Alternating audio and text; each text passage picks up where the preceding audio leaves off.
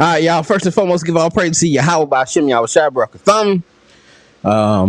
Sincere greeting to all the brothers and sisters scattered across the four corners, teaching this word with sincerity and charity. Brother Phineas, Prince of Power Israelites. You just here with another lesson, Wednesday's lesson. Waiting on a few of the brothers to get in. Where we at? We gonna copy that. And then we gonna put that in the comments. And waiting on a few of the brothers to hit the link and jump on. We today's class is gonna be going over just a biblical look at the a biblical look. I was having trouble with the name. A biblical look into women's rights. All right, into women's rights. And how some of the women, you know what I'm saying, actually stood up for themselves. Don't let the distraction, don't let my beard distract you. You know, to braided up the beard to try to extend the length. That's a little secret for brothers. You know, if your beard is on struggle, you know, some prayer and some braids can help you. And some of that beard oil, man. Shouts out to Yakin, man. Yakin got that biblical beard oil. You know, you get out the shower, man. You put some of that beard oil on there, and braid it up, and leave it like that a few days, man. You start seeing some lift.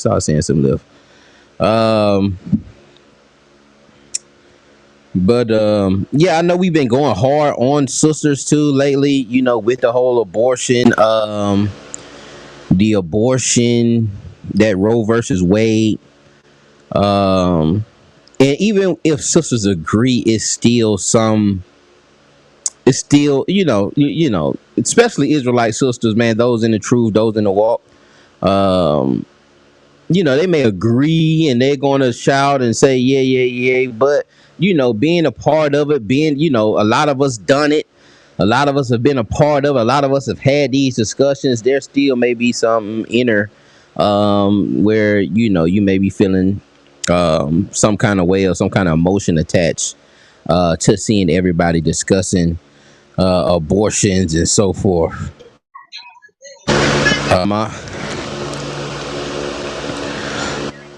Shalom, you hear me? Shalom, ma. Khan. I'll praise. So yeah, it may be some. I'm doing well. How about yourself? Oh, no complaints. I thank God.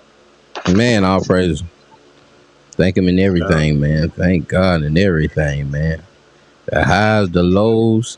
And we're gonna get into a little bit of that too, man. Y'all gonna be surprised about this lesson. You might think you know some stuff. I was actually surprised. This is a new lesson. I was actually surprised at, you know, some of the things when I went back and revisited them, and I could put a little, you know, I can see how things, I can see why people are saying certain things that I didn't understand initially. I had another emotion attached to why this particular individual said what he or she said. But you know, once I start dabbling a little bit and getting into this lesson, this is why it's important to search the scriptures. And to do lessons, because it'll help you insert, you know, it'll help you in that searching those scriptures, and you can see things.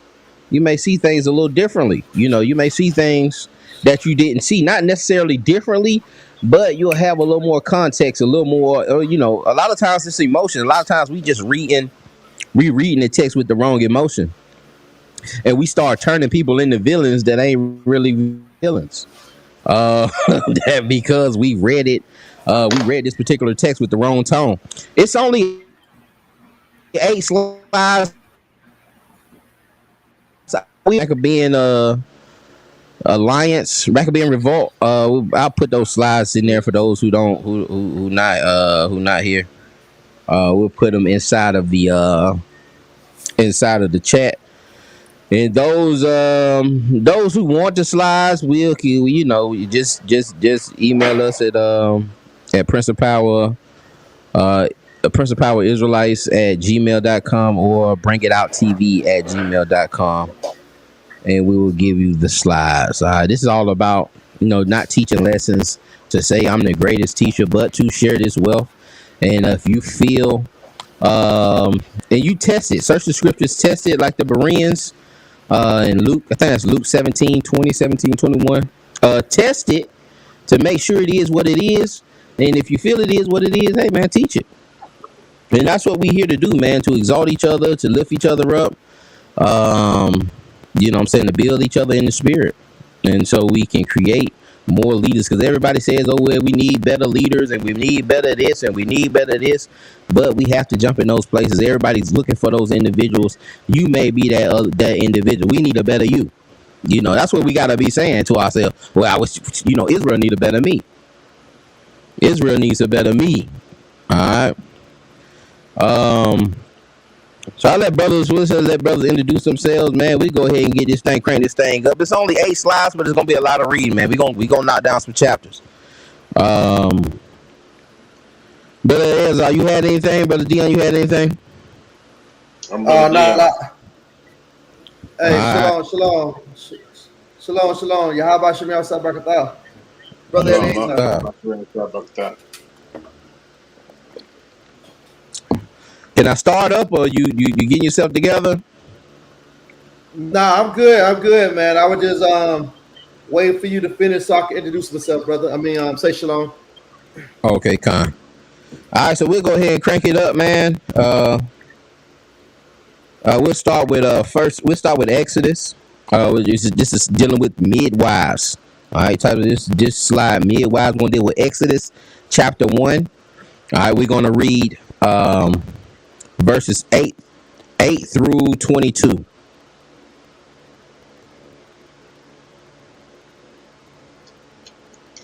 This is the book of Exodus. You ready? Give me 1 second. I was just trying to throw the because I can't share my screen, and I'll get to that when I gotta figure out this internet thing. But now I just wanted to put it in the comments, so you know, somebody just popping in, they can follow along.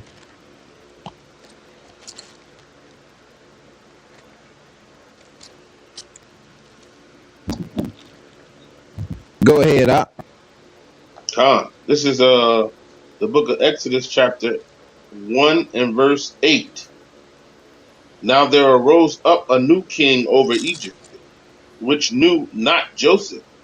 And he said unto his people, Behold, the people of the children of Israel are more and mightier than we. Come on, let us deal wisely with them, lest they multiply, and it come to pass that when there falleth out any war, they join also unto our enemies and fight against us, and so get them up out of the land. Therefore they did set over them taskmasters to afflict them with their burdens.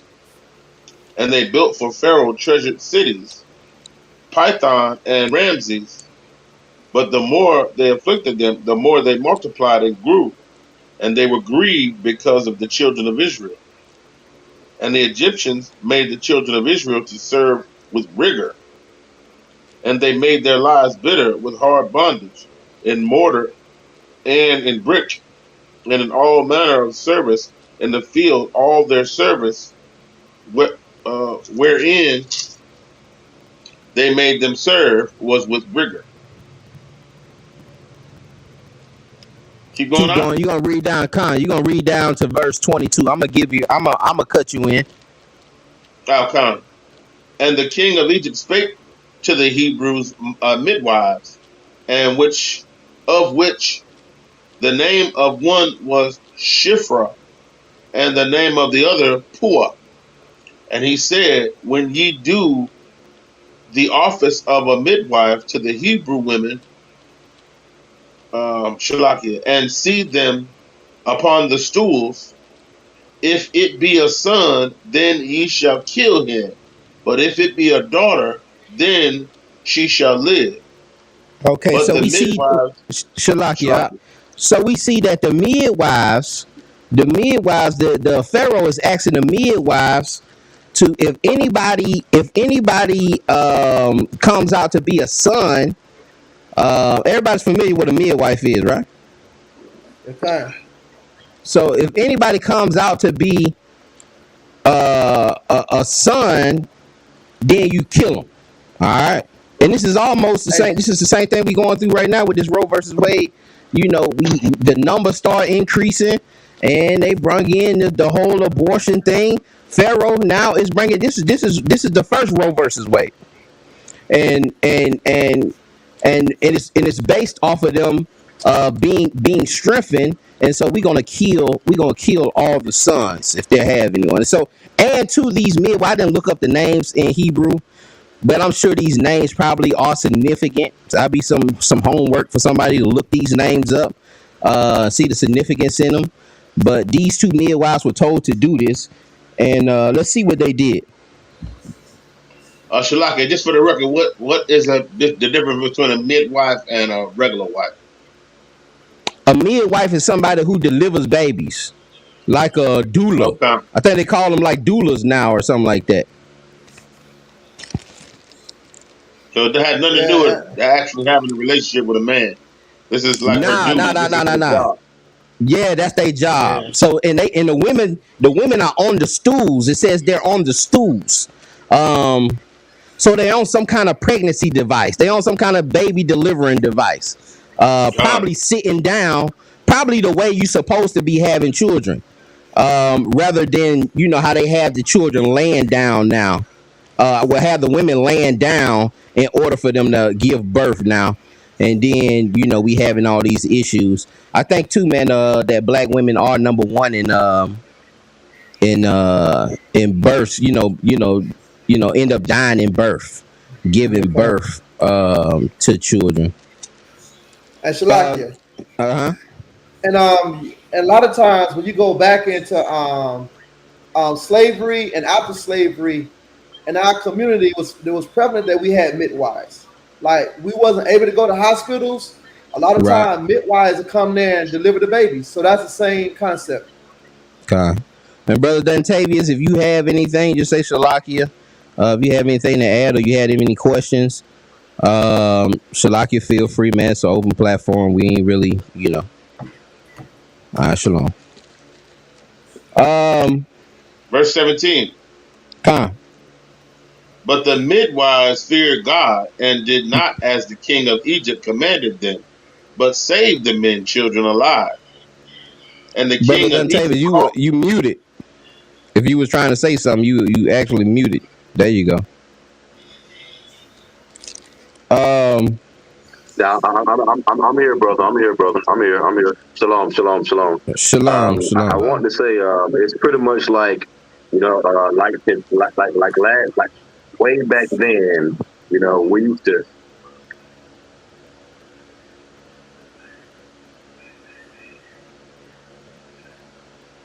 take care of Esau's children. As far as our women, our sisters,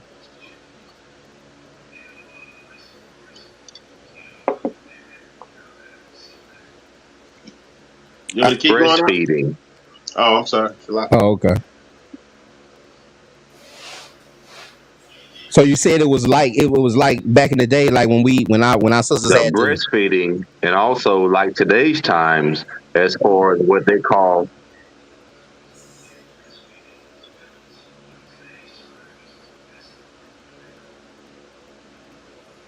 You hearing the echo? housekeepers or nannies. Are you hearing the echo? Yeah, I am. Yeah, that's you gonna have to cut the YouTube. Are you on your computer or you on your phone?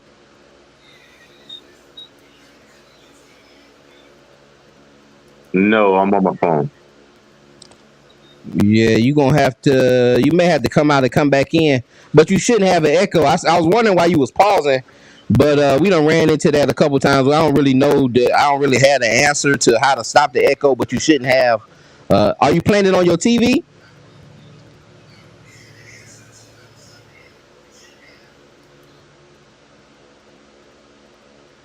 No, I'm on my phone. Yeah, you may have to. You may have to. Let me see something. Let me see if I can do something. All right, how about now?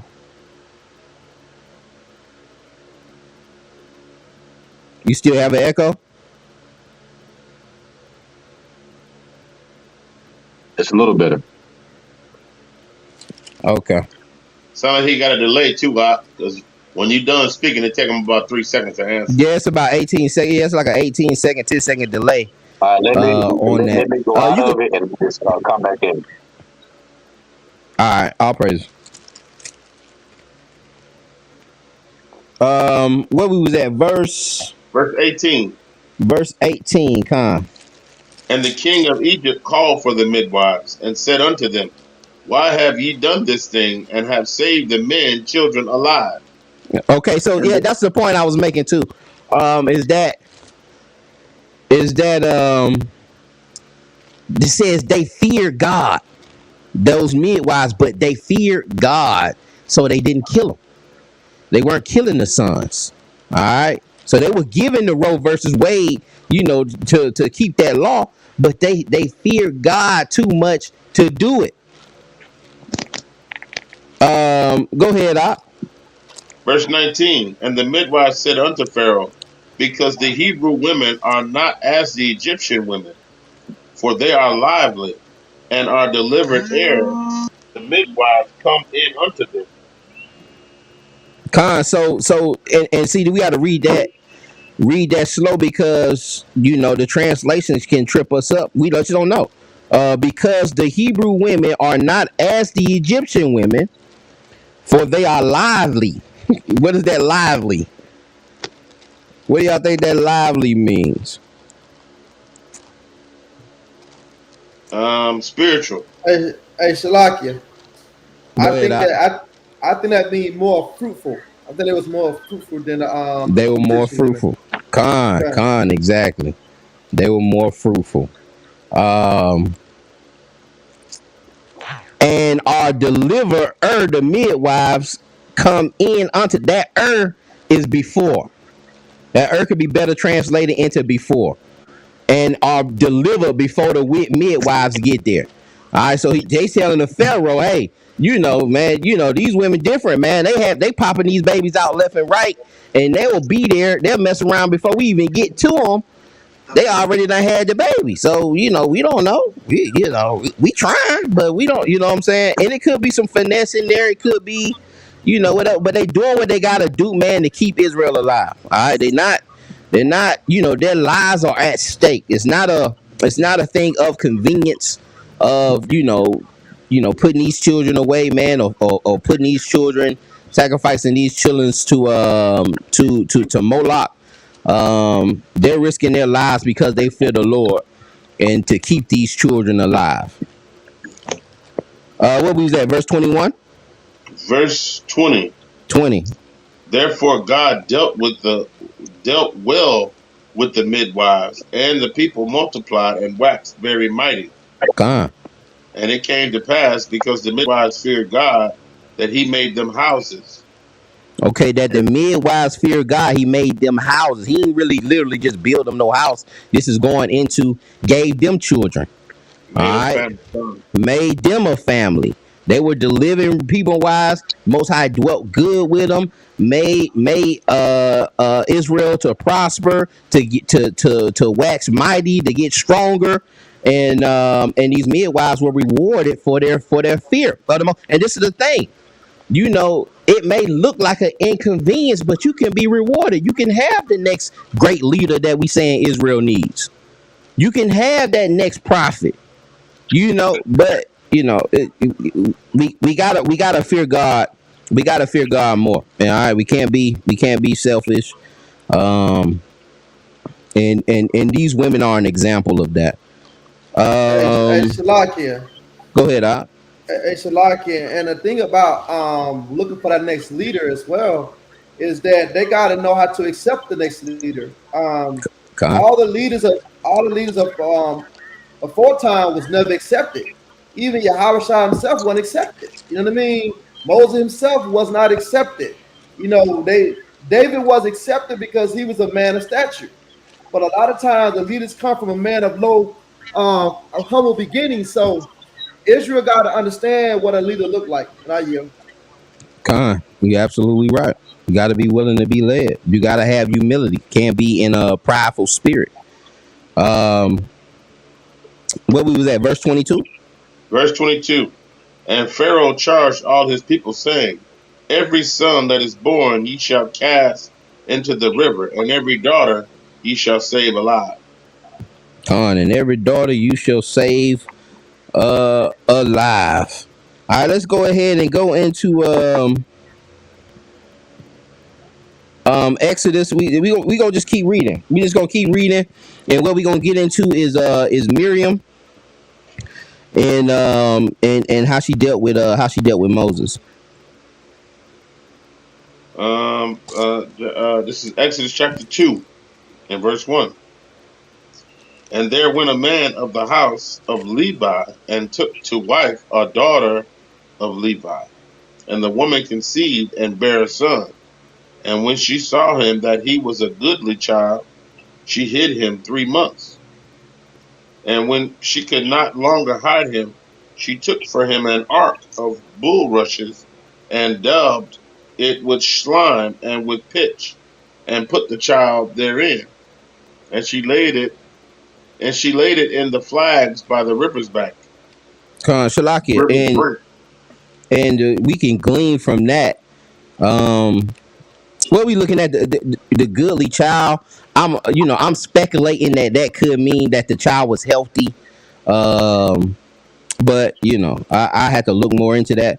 But he laid the child into this this little ark of bulrushes, and she pitched it. All right, and that pitch goes back to we see a first mention in Genesis 6 with Noah. In Genesis 6, just for time purposes, you can precept that Genesis 6:14, but Noah was told to pitch the boat inside and out. That word for pitch there in Noah is the word kafar in the Hebrew, and it means to reconcile, to make an atonement, to pitch. And it's also an example of a salvational. It's giving you a salvational picture because those who was went on the boat, they were saved, and Moses in this pitch boat right now that we're reading in Exodus 2, that he was this was a form of salvation for Moses going down this riverbank, because all the children, all the boys were supposed to die. All right, and also the pitch goes into the sepulchre, being symbolic for the blood, and us being covered in the blood to have that salvational, being a salvational tool to get us into salvation. What was that Um, precept again? that precept is in Genesis chapter 6 and verse 14. You'll see Moses being commanded to pitch the boat inside and out. And you look up that word kafar, is the strong concordance for that is H3722.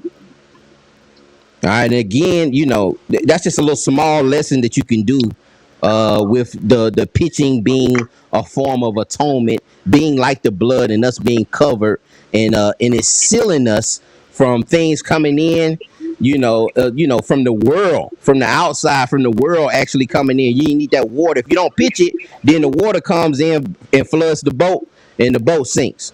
And so we're sealed with that blood of the Hamashiach Yahushua, where we're sealed from the world, and we can't let that world, if we cover with that blood, we shouldn't let that world seep into our lives.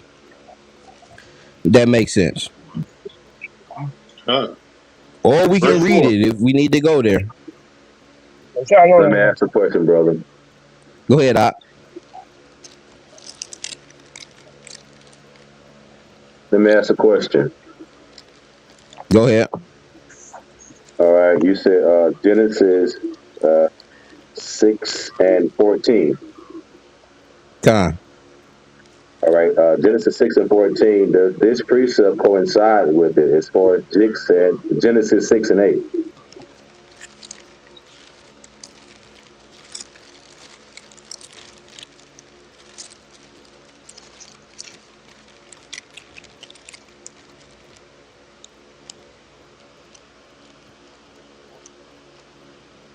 Right.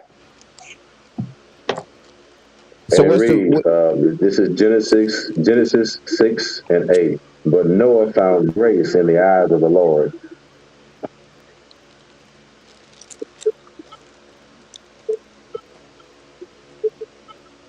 con?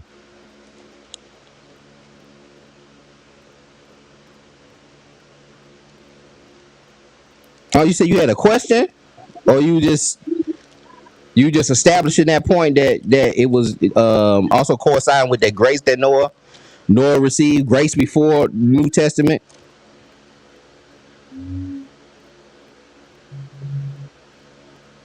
Yes, that's all I was. That's all I was asking. Okay, all praises. That's all I Yeah, was not asking. Did that scripture coincide with the Genesis 6 and 14?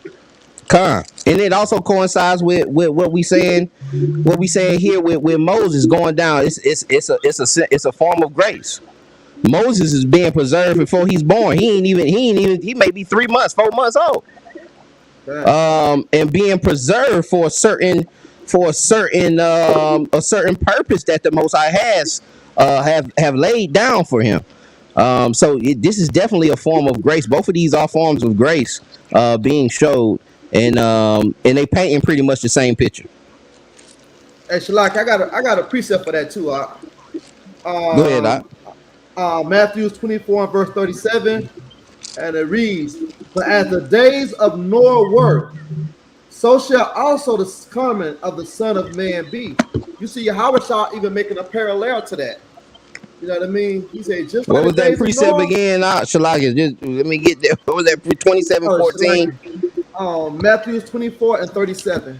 24:37. Okay. Matthew I'm there. 24 and verse 37. And he said, "But as the days of Noah were, so shall also the coming of the Son of Man be." You know, and he goes into 38, say, "For as in the days that were before the flood, they were eating and drinking and marrying and giving in marriage."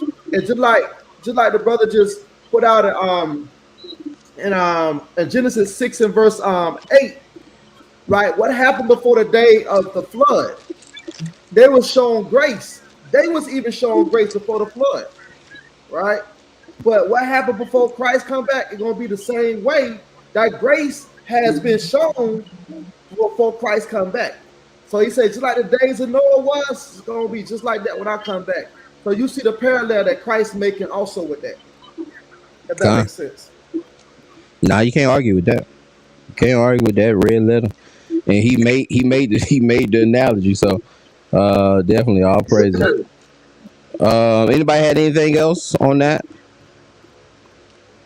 Yeah, Shalakia, I had read about that pitch in Bell and the Dragon, in chapter 1, verse 27.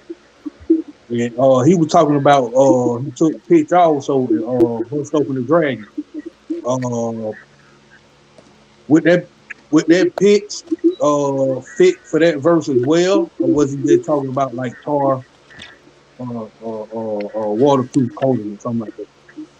Well, I was just using the pitch, because it seals. Gotcha. The purpose of the pitch is to seal something. That's right. You know what I'm saying? So I was using that analogy with the pitch, sealing the boat, and it's sealing the boat here in the Exodus 2 with Moses going down. I'm not familiar exactly with what precept. Where you at in Bell and the Dragon? Bell and the Dragon is only one chapter. It is 27. 27? Yeah.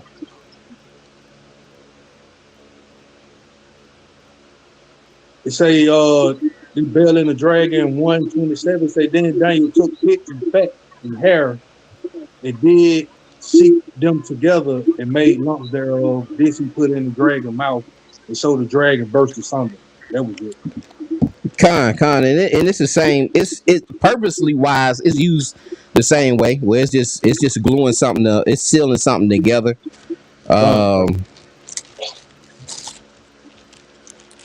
Let's go back to Exodus. What was that? Exodus 2 and 5. Verse 4. And his sister stood afar off, to And wit, who stood afar off? his sister, His sister. All right, come on. to wit, what would be done to him. And the daughter of Pharaoh came down to wash herself. That's all I And wanted. That's all I wanted. I just wanted us because we dealing with his sister. We dealing with Miriam. All right, we dealing with his sister. His sister stood afar off, trying to see what would happen to him. All right. So his older sister is looking down, wondering what's gonna happen to her baby brother. Let's go to Exodus 15 and 19, and we'll see Miriam.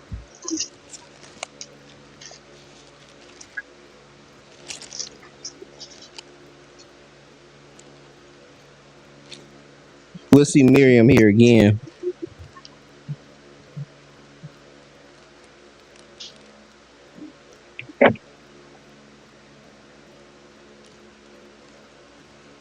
This is the book of Exodus, chapter 15 and verse 19. You're just gonna read 19 and 20. Uh, For the horse of Pharaoh went in with his chariots and with his horsemen into the sea, and the Lord brought again the waters of the sea upon them. But the children of Israel went on dry land in the midst of the sea. And Miriam, the prophetess, the sisters of Aaron, took a timbrel in her hand, and all the women went out after her with timbrels and with dances. Now we see Miriam is the brother of Aaron, and we see that they call her a prophetess. They call her a prophetess. Now I was taught with the early one was that not the early one west, but one Western Israelism that a prophetess was somebody that was married to a prophet. And we use a precept in Isaiah to establish that. I want us to just hold this spot. I want us to go to Micah chapter 6. Micah chapter 6 in verse 4. And we have to understand also that there is nowhere written Miriam was married nor had children. Very important that we understand that also, that nowhere is it written that Miriam had children. No, but I take that back. It is written in the Talmud. Okay, in the Talmud, the Babylonian Talmud that the Ashkenazi used, they had to give her a husband, which they say was related to Solomon, because they can't deal with a woman being a prophet. And Israel teaches that, for the most part. Israel teaches that also. But we can't get around 6 and 4. This is the book of Micah, chapter 6 and verse 4. For I bought thee up out of the land of Egypt, and redeemed thee out of the house of servants. And I sent before thee Moses, Aaron, and Miriam. He says, I sent Moses, I sent Aaron, and I sent Miriam. I sent these three folks. All of these are prophets. All right. They were sent by the Lord. All right. So Miriam was an actual prophetess. Let's go back to Exodus 15:19. And we have to hold that, because when Miriam goes off, we going to understand now when she makes the statement that she makes, where she goes off and end up getting leprosy. 15:19. Oh, 15:20. So this is verse 20. And Miriam, the prophetess, the sister of Aaron, took a timbrel in her hand. All the women went out after her with timbrels and with dances. And Miriam answered them, Sing ye to the Lord, for he hath triumphed gloriously. The horse and his rider hath he thrown into the sea. All right, and we see the zeal. We see the zeal also of Miriam, telling the sisters to, grab the tambourines. Let's sing a song to the Lord that he have, and dance. that he's destroyed these chariots. Now let's go look at Numbers chapter 12, and we're gonna read Numbers chapter 12. We're gonna read 1 through 15. So again, those who just came in, we went over Exodus 1 and into chapter 2 with these midwives who pretty much canceled the Roe versus Wade. They was not aborting the babies like Pharaoh wanted them to. And we going into Miriam watching her brother Moses, watching him go down, concerned about him. Him being sent down the river in the pitch boat, Moses being sent down the river in the pitch boat, and then we see her that in Exodus 15 that she's been called a prophetess. All right, and we established that with Micah 6 and 4 that she was sent by the Lord, her, Moses, and Aaron. Numbers 12 and in verse 1. You can grab that off, you good. Yeah, go ahead. This is Numbers chapter 12, verse 1. And Miriam and Aaron spake against Moses because of the Ethiopian woman whom he had married. For he had married an Ethiopian woman. And they said, have the Lord indeed spoken only by Moses? Have he not spoken? Wait a minute now.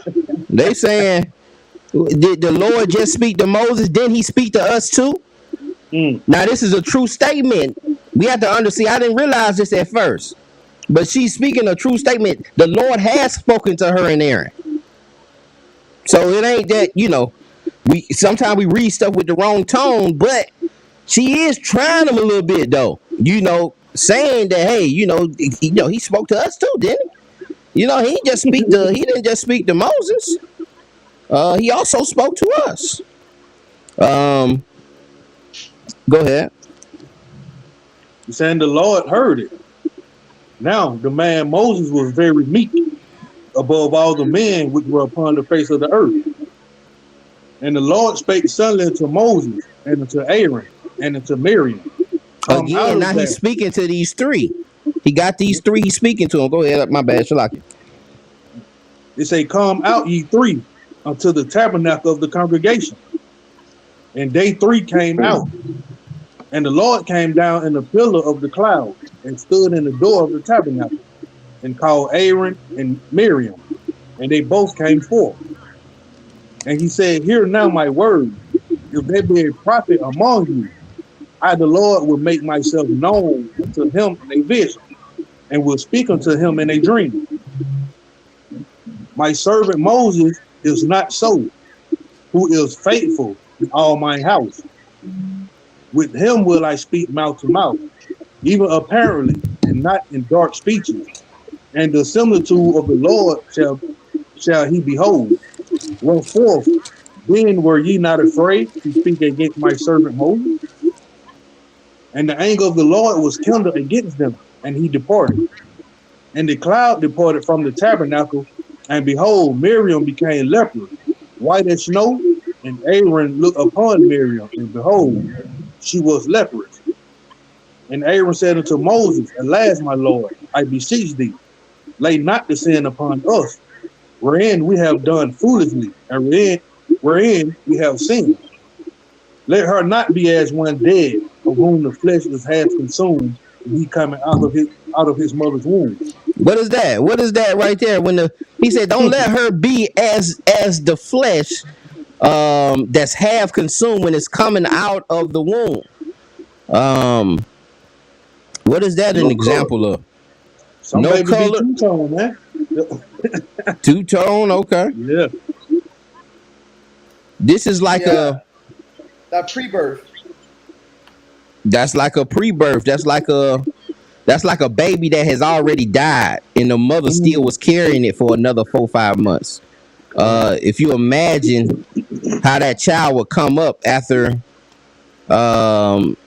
she's been carried for for 2 months or whatever, and it's already been going through that process of what they call it, mortar Decomposing. or decomposing con. Mhm. Um, and so this is also again another hit kind of at the abortion thing. Where they kind of pulling those babies out of sisters, man, and sometimes they done did something to kill the baby and pull them out. Um, but he didn't want Miriam to be. He said, "Don't let Miriam be." He used that example. Don't let Miriam be as this. Don't let my sister come out this way. Go ahead. Verse 13. And Moses cried unto the Lord, saying, heal her now, O God, I beseech thee. And the Lord said unto Moses, if her father had but spit in her face, should she not be ashamed 7 days? Let her be shut out from the camp 7 days. And after that, let her be received in again. And Miriam was shut out of the camp 7 days, and the people journeyed, not till Miriam was brought in again. And afterward, the people. Go ahead, go ahead and finish that up. He's saying after the people removed from Hazeroth and pitched in the wilderness of Paran.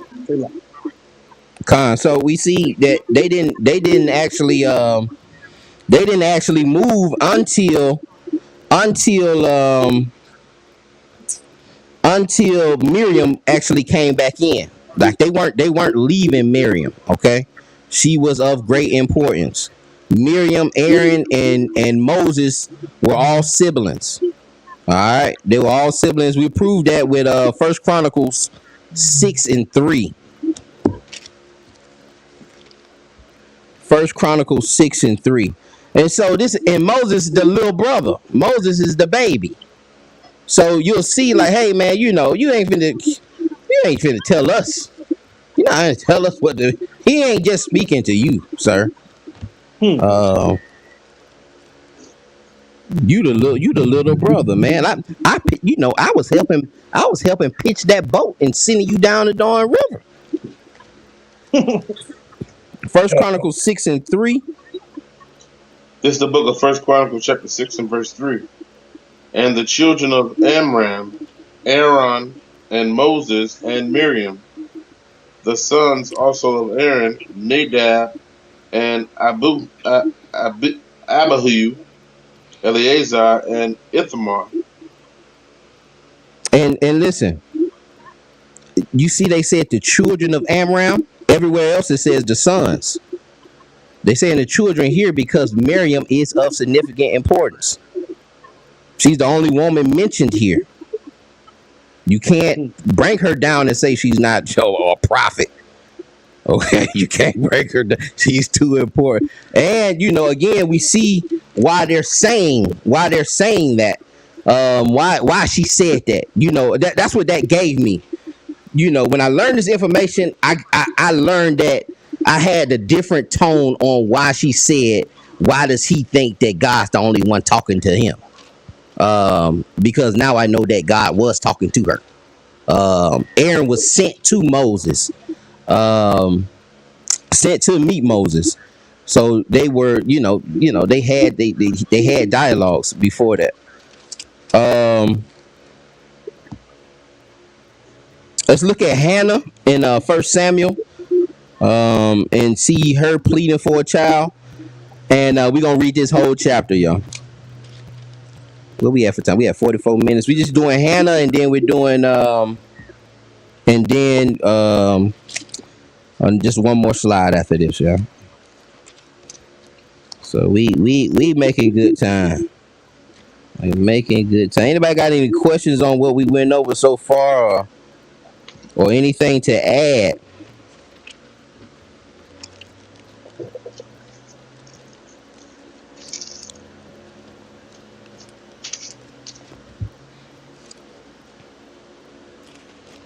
All right, I'll pray.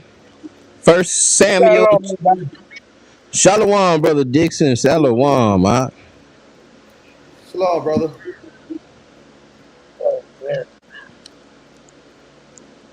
Yeah, we gonna read chapter 1 and the second verse, one or two verses in chapter 2. All right, this is the book of First Samuel, chapter 1.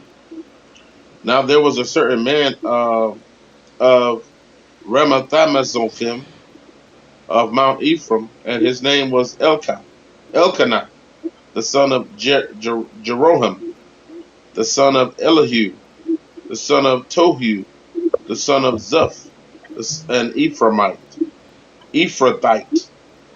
And he had two wives. The name of the one was Hannah, and the name of the other Peninnah. And Peninnah had children, but Hannah had no children.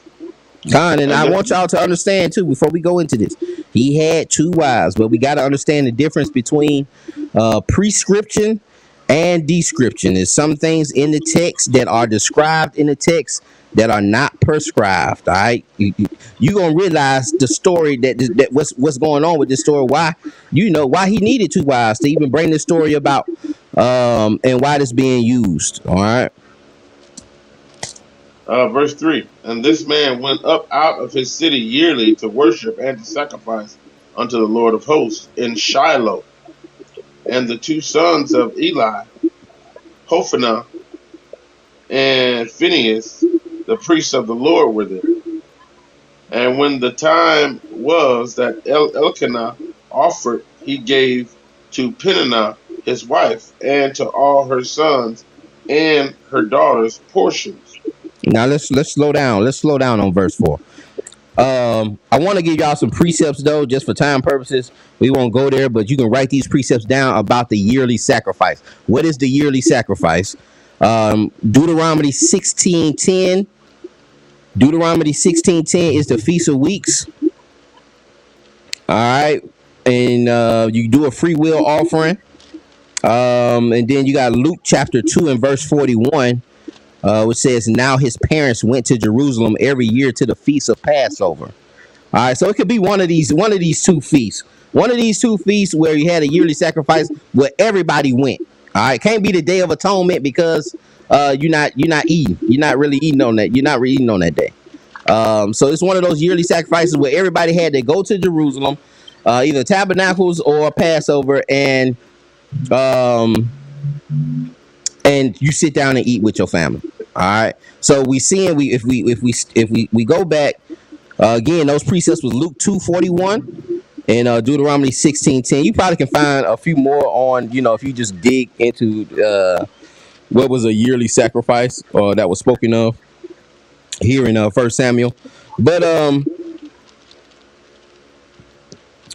we see here in that verse 4 it says, and when the time was that Elkanah offered, he gave Peninnah, his wife, and to all her sons and her daughters portions. He gave them portions. You make the sacrifice, and y'all eat of that sacrifice. You and the priest also. But Hannah, he gave a worthy portion, for he loved Hannah, but the Lord had shut up her womb. All right, so we see he gave her a worthy portion, whatever that is, whatever that means. I feel it means a significant portion, or maybe a double portion. Yeah, maybe a double portion, because he loved her, but her womb was closed. All right, now watch this, verse 6. Verse 6.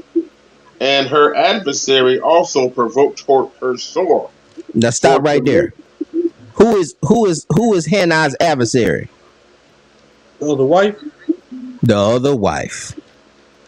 Okay, and that's why we're saying things are prescribed, not prescribed. All right, you're really seeing why we shouldn't do it. You're really seeing an example why we shouldn't be having multiple wives. Because they finna be sitting up here, they stabbing at each other, just like Hagar and Sarah stabbing at each other. So one is mocking the other because she don't have children. Come on, man. Yes, sir. Cause she's very sore. Go ahead, Doc. Oh, my bad. And the same thing with Leah and Rachel as well, man. They was Con, they was same, they was same. they was jockeying for position. It's con, con. Mm. And you can imagine what that dinner table was like What you when talking about? all her children got all kind of portions laid out, and she on the other side with a plate. I can, we so far Mm. removed from that culture though. It's just all we can do is speculate. But she's grieving. She's grieving, and her house has become a place of sorrow, man, of punishment. It's become servitude. Um, Mm. and her adversary. Go ahead, Shalaki. And her adversary also provoked her sore, for to make her fret, because the Lord had shut up her womb. And as he did so year by year, when she went up to the house of the Lord, so she provoked her, therefore she wept and did not eat. Then said Elkanah, her husband, to her Hannah, why weepest thou? And why eatest thou not? And why is thy heart grieved? Am not I better to thee than 10 sons? And her husband is trying to help her with that grieving. Listen, ain't I better than 10 sons? Why you grieving like that? And like I said, it's some things men can't understand. There are some things, there Mhm. are some emotions that are involved in things we can't understand. That's why I'm doing the class, because people can say yeah and talk about the abortion and so forth, but and even our sisters can be yeah we agree with it and so forth, but there are some emotions tied to that. No matter how we try to numb it out. So we just got to be sensitive to that, especially when we having those conversations. So it's nothing the husband can do. The husband couldn't help her with the grief, even if he giving her a big portion, a significant portion of the sacrifice, even if he buying her things, even if he buy a new car. Um, you know, that wound being closed up, it really grieved her, and it's nothing that man can do about it. It's something that God can do, but it's nothing the husband could necessarily do about it. But we'll see how just watch how it plays out. So Hannah rose up after they had eaten in Shiloh, and after they had drunk. Now Eli the priest sat upon a seat by a post of the temple of the Lord. And she was in bitterness of soul, and prayed unto the Lord, and wept sore.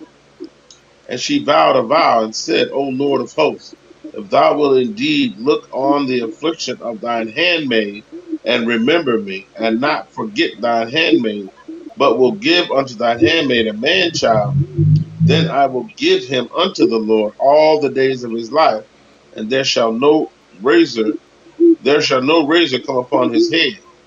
Mm. And it shall come to pass, as she continued praying before the Lord, that Eli marked her mouth. Eli marked her mouth, meaning he looking at her. It's going to explain it. Go ahead. Now Hannah, she spake in her heart, only her lips moved, but Only her her voice, lips move. That's what that mark in that mouth. He's seeing her mouth, and only her lips move. No words are coming out. Go ahead. was not heard. Therefore Eli thought he had been drunken. And Eli said unto her, How long wilt thou be drunken? But put away thy wine from thee. gave And her Hannah gave her a answered him, reproof. Gave her a quick reproof. He ain't really judged the man completely, but he's like, hey man, you like how long you gonna be like that? Step away from that wine. And that's out of love. Not necessarily nothing, spiteful out of that. It's just that's out of love, man. And we say that all the time. We at camp. We see brothers, going off the wine, man. What that brother James at Panola, infamous brother James? Brother Swole. Brother Swole, yeah, man. It's out of love that we take, and he know better, but we He see, said we they got see, drunk. He went from 0 to 10 right in front of us. yeah, he transformed, yeah. He kept at that, but he didn't put it up, and that wine inflamed him. I think it's Isaiah Salaki, brother. 5:10. Go ahead, Shalak, yeah.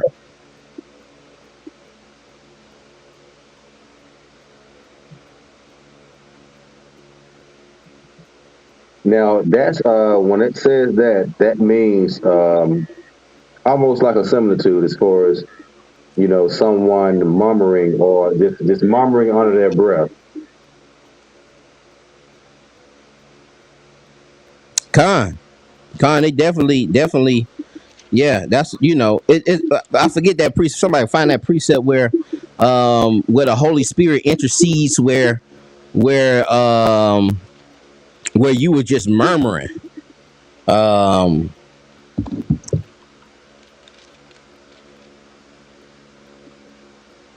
Eleazar, you know that precept? Well, that precept where the Holy Spirit intercedes for us in our prayers when we don't have words. Yeah. Hold on for 1 second. Let me get it. Hold on. Romans 8:26.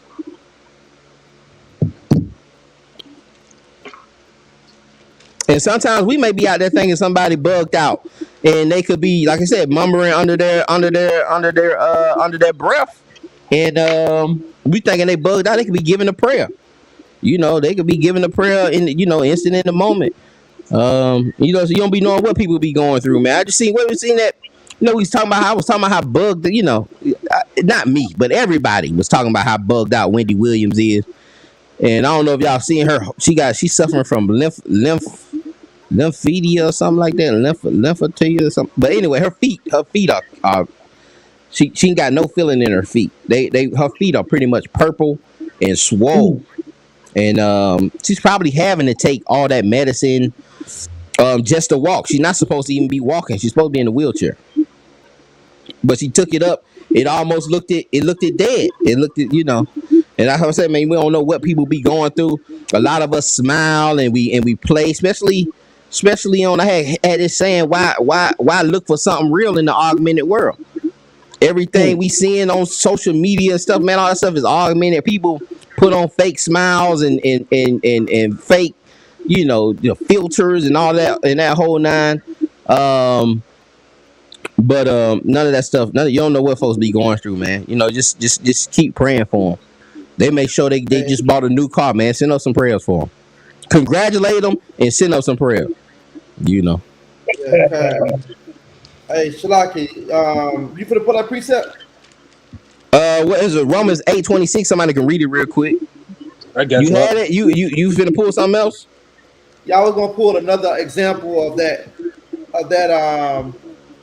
Of people being accused of being drunk, but it's not really they drunk, man. They filled with the Spirit, man. Come on, go ahead and read Romans, and then we'll hit it. Okay, come. It's Romans 8, verse 26. Likewise, the Spirit also help our infirmity, for we know not what we should pray for as we ought. But the Spirit itself make intercession for us with groanings which cannot be uttered. Come on, that Spirit intercedes for us with groanings that cannot be uttered. Go ahead, Doc. Hold on for one. Man. Oh, Shalaki, I went to the wrong piece. Hold on for 1 second. And like the Lord is still beside. Yeah, Acts 2. I'll bring it back to you, man. This is Acts 28, but I'll get it in a minute. I'll get it in. Okay, Con. Verse 15. Verse 15. All praises. I'll keep us together. And Hannah answered and said, No, my Lord, I am a woman of the sorrowful spirit. I have drunk neither wine nor strong drink, but have poured out my soul before the Lord. Count not thine handmaid for a daughter of Belial, for out of the abundance of my complaint and grief have I spoken hitherto.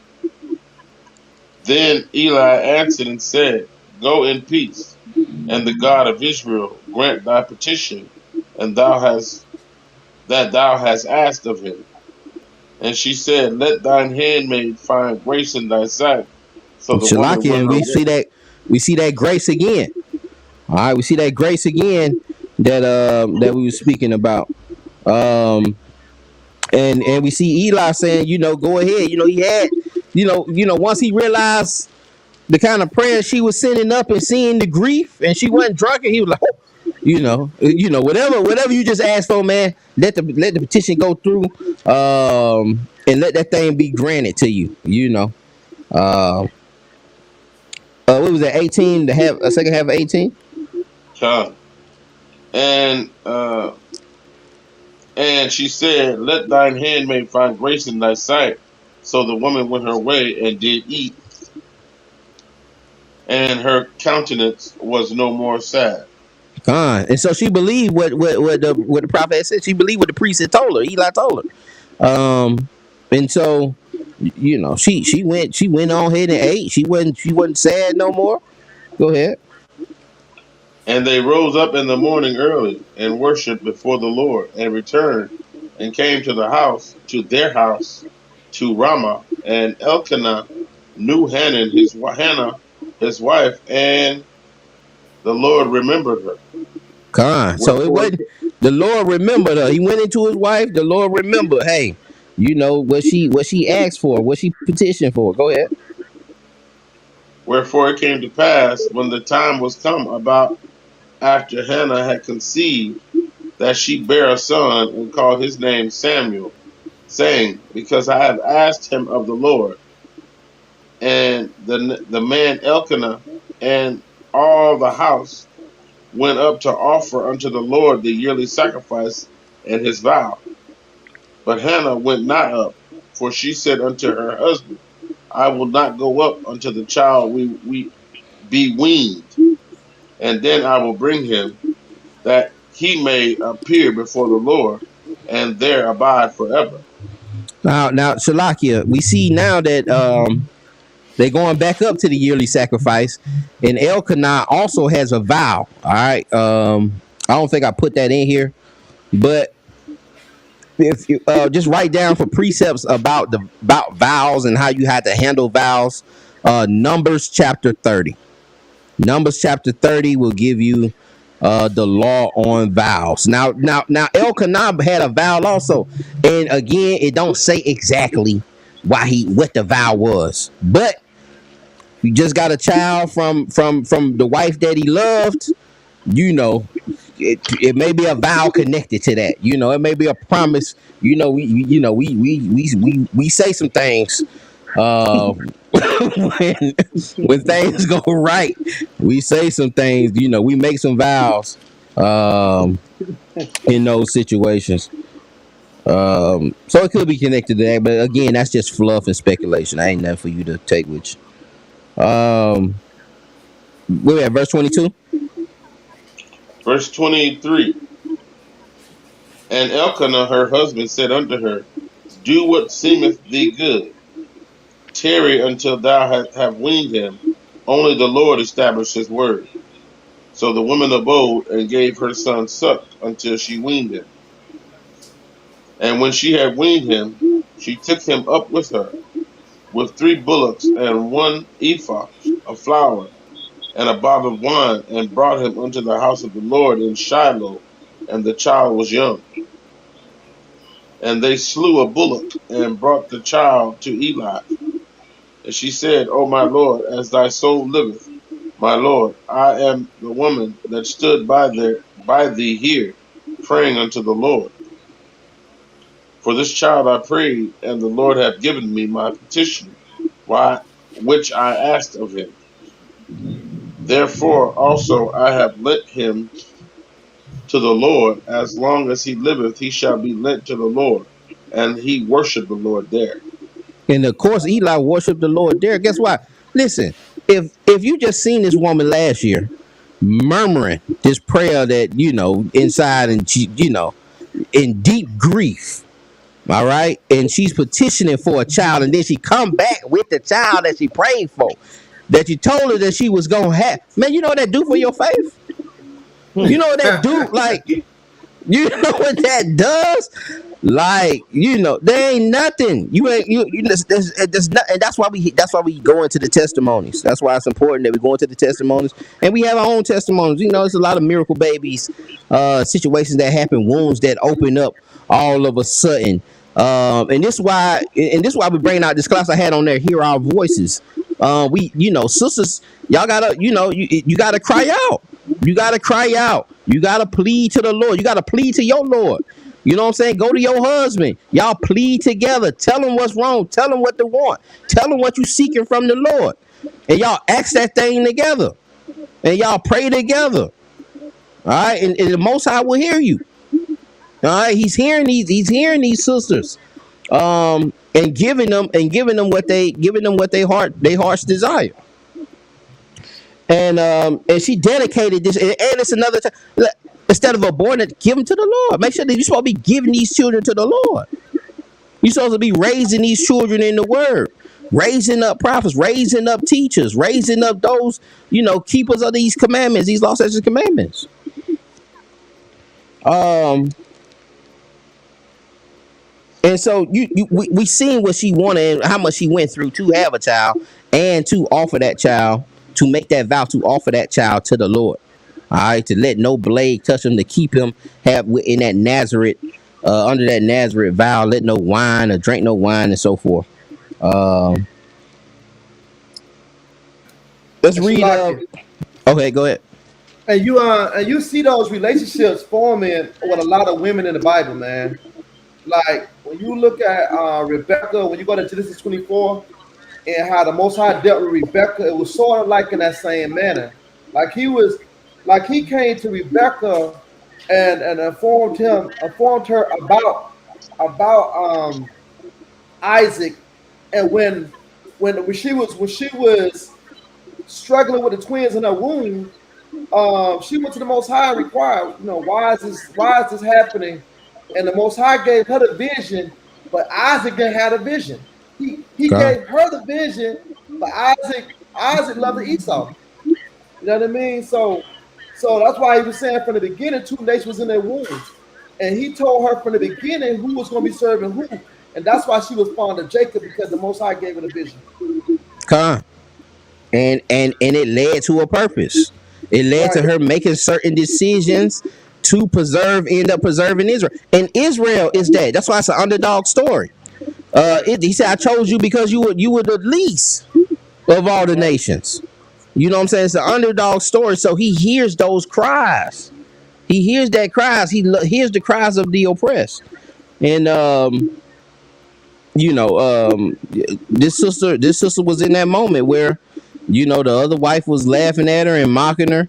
The same thing with Samson. If you go back to Judges with Samson, his mother went there and pleaded for a son also, and received Samson. So this thing it's throughout the text, and Israel being a bride to Yahushua, being a bride to the Most High. We pretty much in that same boat. We those women. We are Hannah. We are Rebecca. We are Samson's mother. So we just and again, it's just to pull some of the attributes for us to know. And again, this sister understood that. She understood it. That's why she went there. She had faith. She believed that thing could happen. That's why she's at the temple. She didn't even eat. She like, I'm straight. I'm going to the temple to go send up prayers unto the Lord. All right, so the sisters, that's something for sisters to take note of. Verse 2. Watch this. Watch how powerful this is. I'm in chapter 2. And Hannah prayed and said, my heart rejoiceth in the Lord. Mine horn is exalted in the Lord. My mouth is enlarged over mine enemies, because I rejoice in thy salvation. Listen to me. Read verse 6. Y'all, we read this all the time. Verse 6, the Lord killeth and maketh alive. He bringeth down. Listen, you reading, you ain't reading Samuel. You're reading the prayer of Hannah. You're reading the prayer of Hannah. That's Hannah saying that. This is Hannah's prayer. So we be quoting that thing. We don't even know it. And trying to say these sisters don't mean nothing. They ain't nothing. But that's her words in that book. All the way to verse 11. Her prayer extends all the way to verse 11. And we be using these precepts. You don't even know you precepting Hannah. In the book of Hannah, man.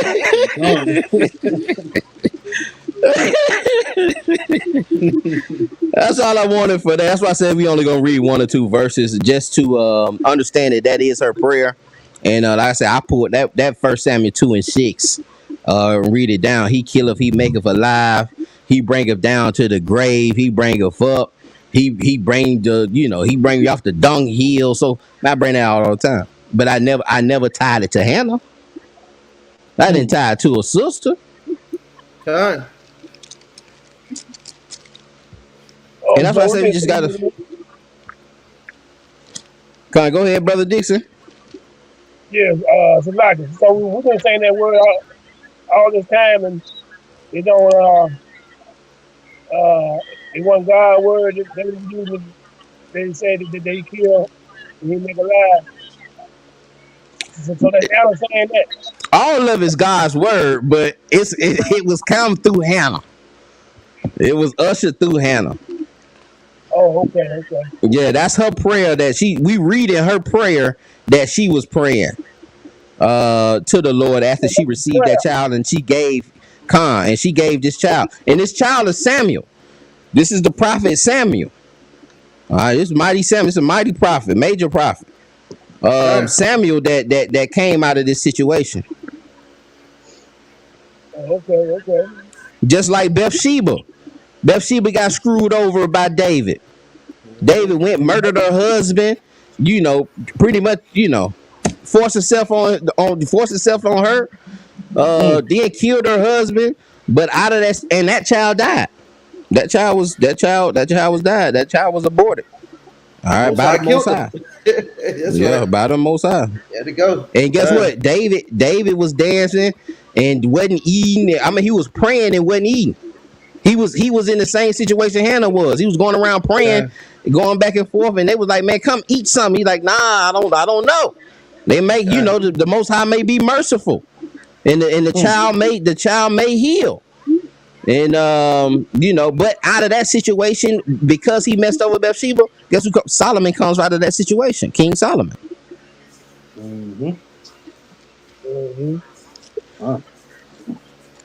So let's look at Numbers 27. Numbers 27. We're gonna read 1 through 11, and this is the last slide here.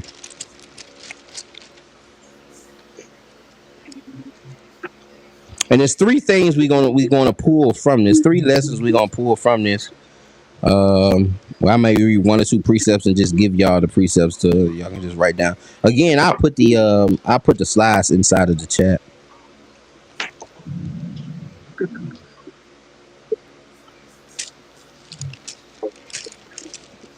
Want me to get their numbers up? Go ahead, Doc.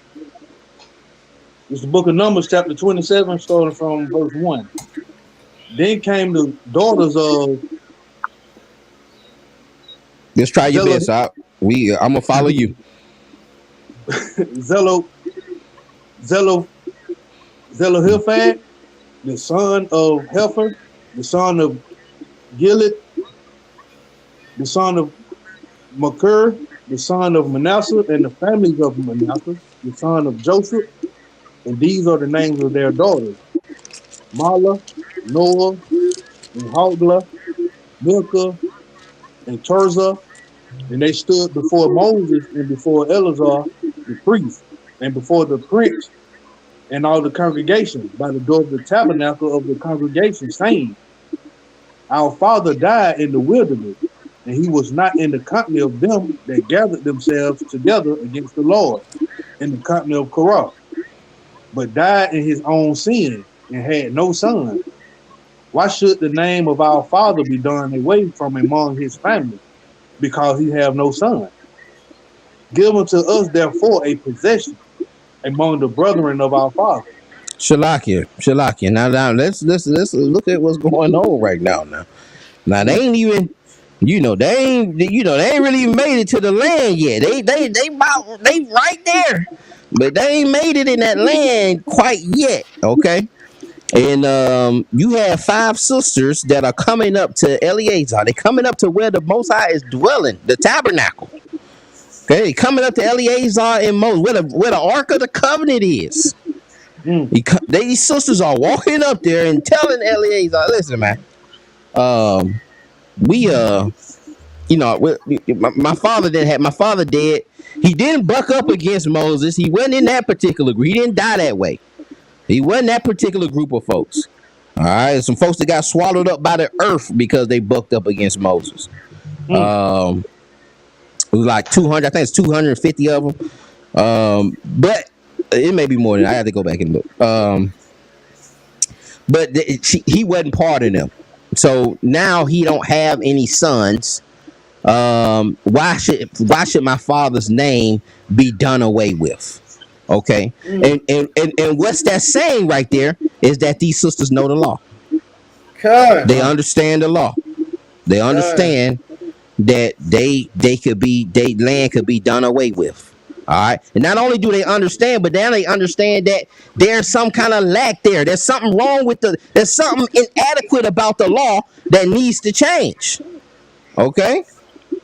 And so, again, this is what I'm saying, sisters, it's okay if you see something that's wrong or you see something that's inadequate, okay, it may be statutes within the organization. It don't have to necessarily be these law, statutes, and commandments, something heavy like that, but it can just be certain, the way certain things are going forth. Don't be afraid to speak on those things if you feel like you're being mistreated or you feel like anyone's being mistreated, for that matter. Okay, when we having those particular things, whatever the case may be. All right, but it's ultimately for sisters. We seeing sisters advocating for women's rights. Okay, we see women's rights before. I don't know the history. I forgot the history of it, but we said, what's the sister name? I know somebody got. I know one of the smart brothers got the history. When did the women's rights start? Who was the woman? What's the woman name? Amelia Bluebird. Amelia Bluebird. I knew it. Brother. So yeah, just before that, with these sisters, they stepping up for women's rights, man. They say, hey, man, that thing don't seem right to us. That my father shouldn't, we ain't got no sons, and they could be married off, but hey, they don't want to be married off. They, we just want to get our land and we find somebody worthy, whatever, Let's continue on. Where we at? Oh, go ahead, Doc. And Shalakia, and that was one of the reasons why another brother had to go into his neighbor's wife. Like, he had to bore her a male child, so his name would be not cut out of Israel. That was one of the reasons that law was put in place. You know what I mean? If he didn't have no sons, then one of the brothers had to go into his wife and bear her son, and for the name of the father.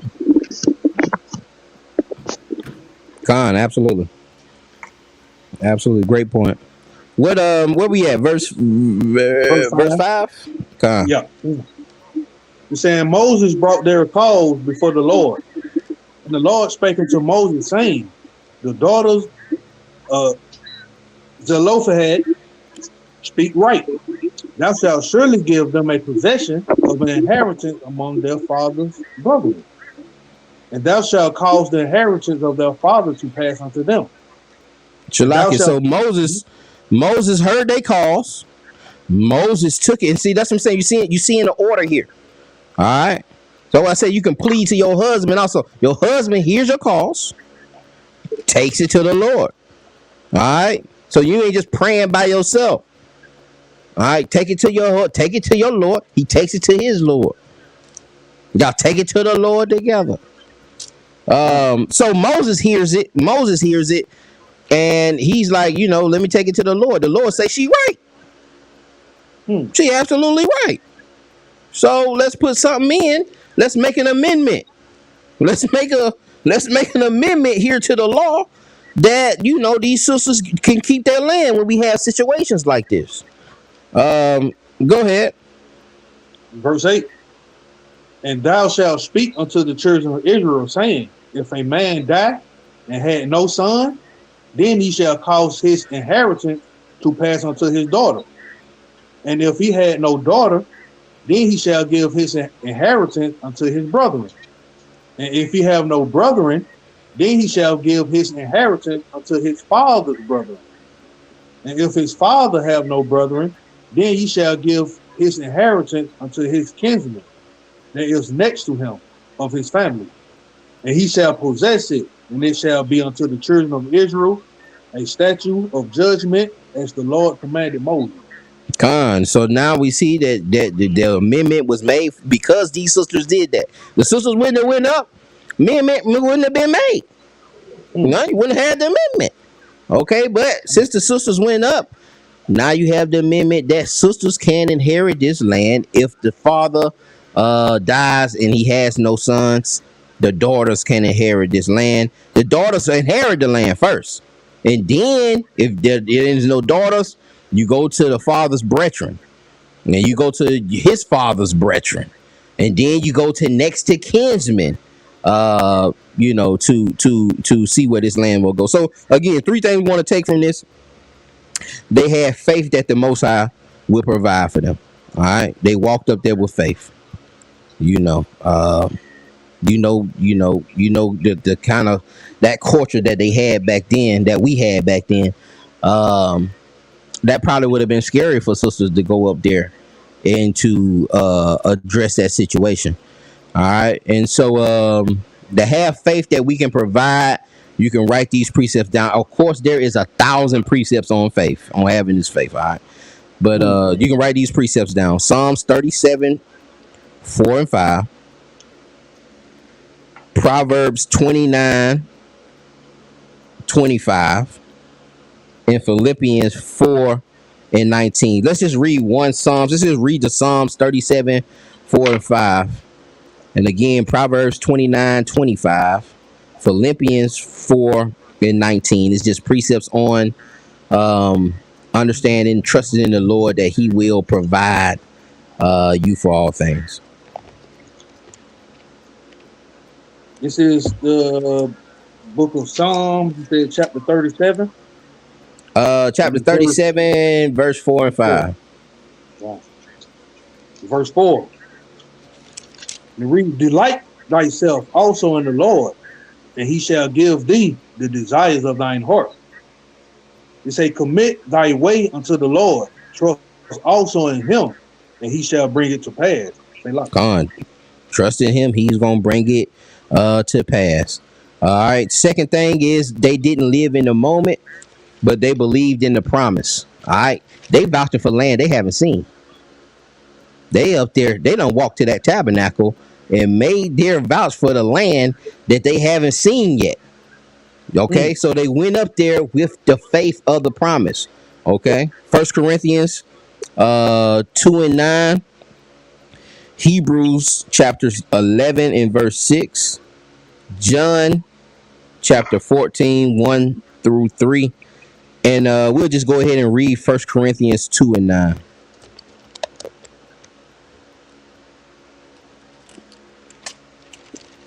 And that's the kind of zeal. Okay, go ahead, Shalaki. Yeah, this is book of 1 Corinthians chapter 2, verse 9. But as it is written, I have not seen, nor I heard, nor ear heard, neither have entered into the heart of man the things which God hath prepared for them that love him. So no eye have seen. We gotta believe in that. No eye have seen, no ear have heard. It hasn't been phantom drawn up in anybody's imagination, the things that are awaiting us that believe in him. All right. So we got to have that same faith. These sisters are risking their life to ask for something they ain't even seen. All right. We got to have that same zeal. That's an example we can take from that. Also, they knew they served a just God. All right. We knew he served a just God. He's going to do what's righteous. All right. He's going to do what's just. Precepts for that. Just giving y'all three. Of course, it's a plethora of precepts. All right. Isaiah chapter 30 and verse 18. God. Psalms chapter 140 verse 12. Psalms chapter 146 7 through 9. And we'll just read the Psalms 146 7 through 9, and that'll be all I have. If anybody have any precepts or anything else or any other concerns, we can address them. In Psalm chapter 146, starting at verse 7. Which execute judgment for the oppressed, which giveth food to the hungry. The Lord looseth the prisoners. The Lord opened the eyes of the blind. The Lord raises them that are bowed down. The Lord loveth the righteous. The Lord preserveth the strangers. He revealeth the fatherless and widows. But the way of the wicked, he turned upside down. All right, but the way of the wicked, he turned upside down. All right, he relieveth the fatherless and the widow. He preserveth the stranger. He opened the eyes of the blind. He raises them that are bowed down. He giveth food to the hungry. And that's all justice, man. Justice, as defined by Neely Fuller.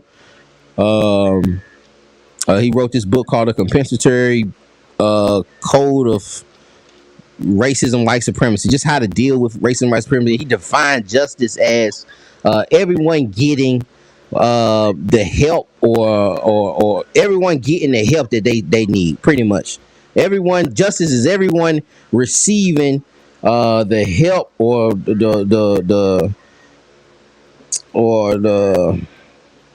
necessities. Everyone receiving what they need. Nobody being oppressed. Nobody being left out, being forgot about. We see in the text, man. There's a plethora of precepts on helping the widowless. Helping the widows, helping the fatherless. Not gleaning. One example is just not gleaning the corners of the fields, so that those people can actually eat and for free. They grabbing that food for free. You can go and have the corn. Nobody's hungry. All right, because that's an example. The people can't be suffering because the people are an extension of the Most High. They are an extension of their God. They are. That's how the other nations are going to judge their God. That's why he was telling them. Moses. My battery is at 5%, so if it dies. Con, we about wrapped up. I said that was the last slide there. But Moses was telling telling the Most High that I'll forgive him for telling the Most High that if you kill these people, bring these people out here. If you kill these people, what the other people gonna say? What the other nations gonna say? They're gonna say, hey man, that God right there, he just brought them folks. He brought them folks out of Egypt just to kill them in the wilderness. And the Lord, repented of that thing, man, and preserved us. But yeah, that was all I had, y'all. It's a biblical look into women's rights and women, pleading your case. You know what I'm saying? If you don't say nothing, nobody gonna know nothing, but you gotta open your mouth. Say something. You see anything that bothers you, or you heard something that you might not have liked. Don't be afraid to speak out. Go to leadership. Go to your Lord, and plead your case. All right. Don't be afraid to plead your case. You do have a voice. Don't let nobody tell you don't have a voice. You do have a voice. Okay.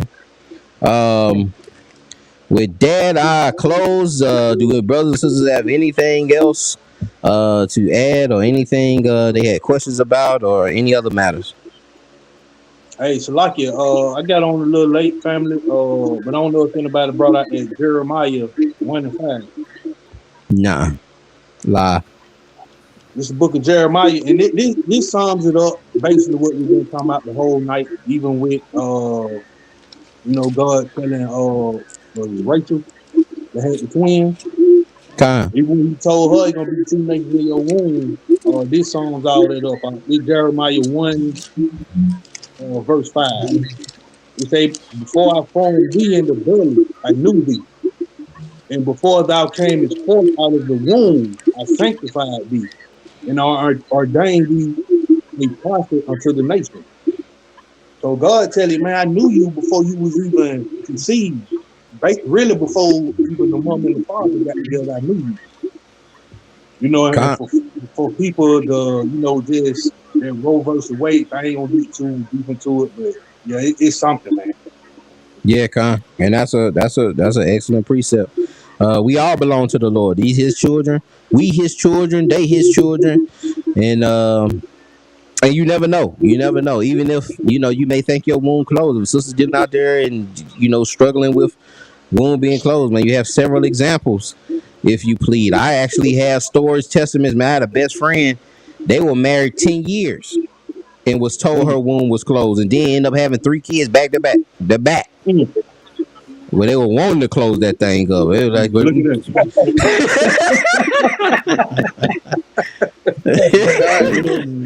You so ask, you shall receive.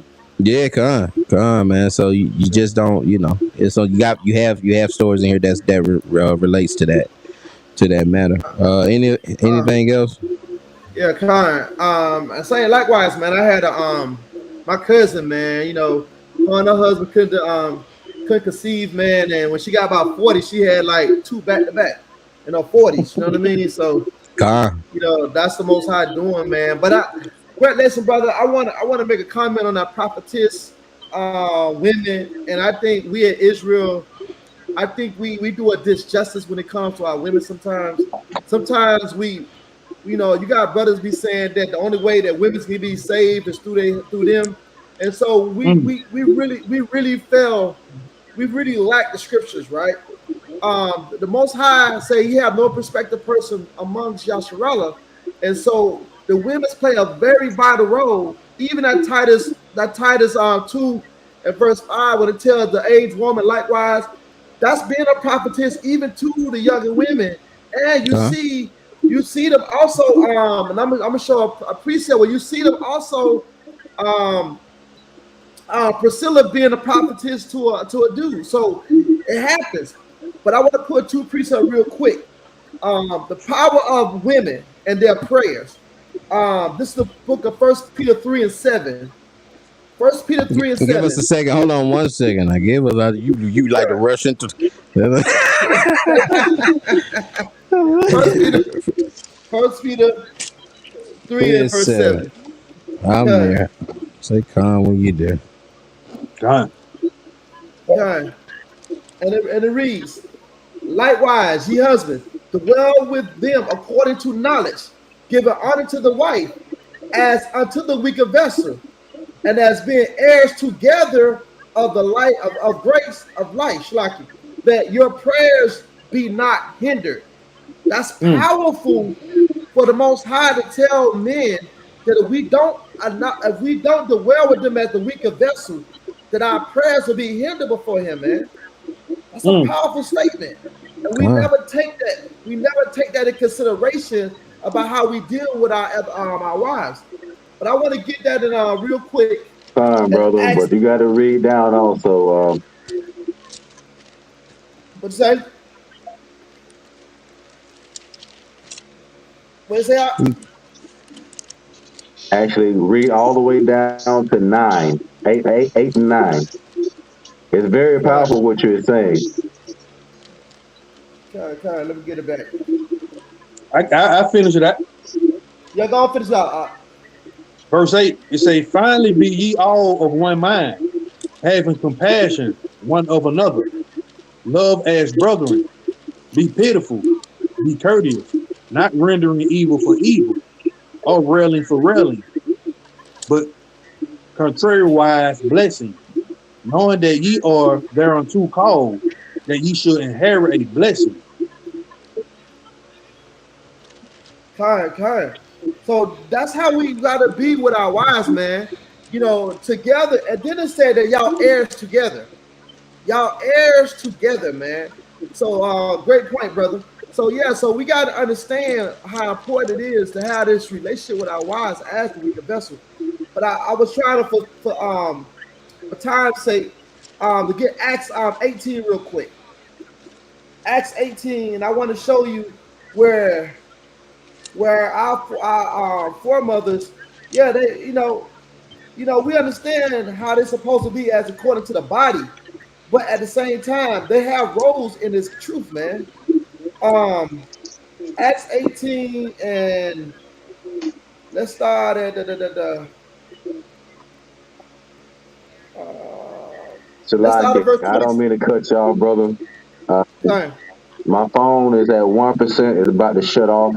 Brother Phineas, man, it was a pleasure seeing you again, brother. It's been a while. Likewise, all y'all brothers, man. Likewise, meeting y'all as well.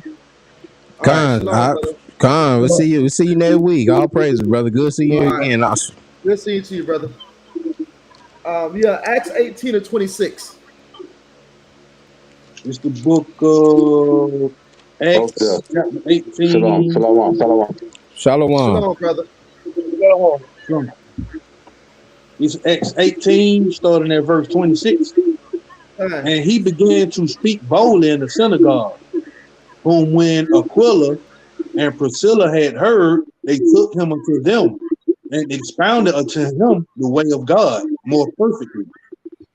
And when he was disposed to pass into Achaia, the brethren wrote, exhorting the disciples to receive him, whom when he was come, helped them much which had delivered through grace. So he mightily convicted. So you see right here, verse 26, it says, and he began to speak boldly in the synagogues when Aquila and Priscilla. So when you understand Aquila and Priscilla, let's go a little farther up to see who that was, right? Aquila and Priscilla. Let's go up to Shalakia. Let's look farther. Let's go to let's see as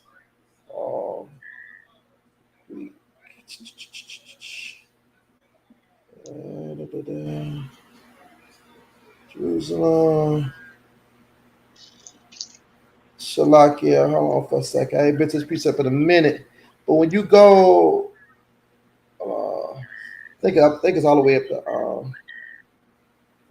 yeah, let's start at verse 2. Verse 2. Okay. You read, and found a certain Jew named Aquila, born in Pontus, lately come from Italy, and his wife Priscilla, because that Claudius had commanded all Jews to depart from Rome, and came unto them. Right. So you go to 26. It says Aquila and Priscilla both was talking to this brother about a more better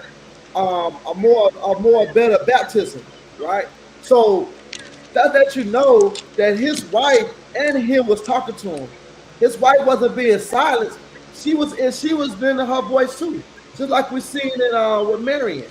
It just when it comes to the body is where women had to be in that role, but outside the bodies, women was talking to men, and we just don't really even go into that. We don't expound into that. That's right. There's also another point there too, man. With those, we probably get into another lesson, but those Jews being kicked out of Rome. That's historically recorded on what happened and why they were kicked out. And it kind of, again, this is kind of the start of that divide between Jews and Romans. All right, understanding that the Christianity is a baby of the Roman Catholic Church. But I ain't gonna go into that too much. But yeah, man. Anybody had anything else before we close out? Well, I hope this thing was edifying to the body, man. Yeah, appreciate everybody coming through. Friday, y'all willing, we'll be on Bring It Out TV. Make sure y'all like and sub and go over there, subscribe, so you can be notified of that. And all praise, man. Hope this thing was edifying to the body. Shalom. Anybody else want to close out? Shalom. All right, y'all. All right. Shalom, brother.